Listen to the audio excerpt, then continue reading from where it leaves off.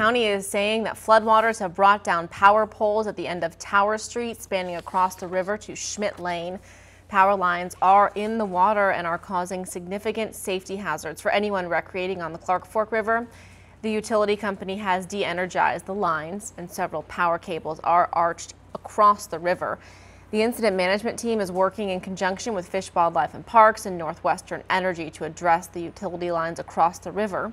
Missoula County says that they are experiencing an increase in debris from trees, outbuildings, and trailer homes that are breaking up and floating downriver due to the flooding. Fishing access sites currently closed in the area, and extreme caution is advised for those working in or around floodwaters.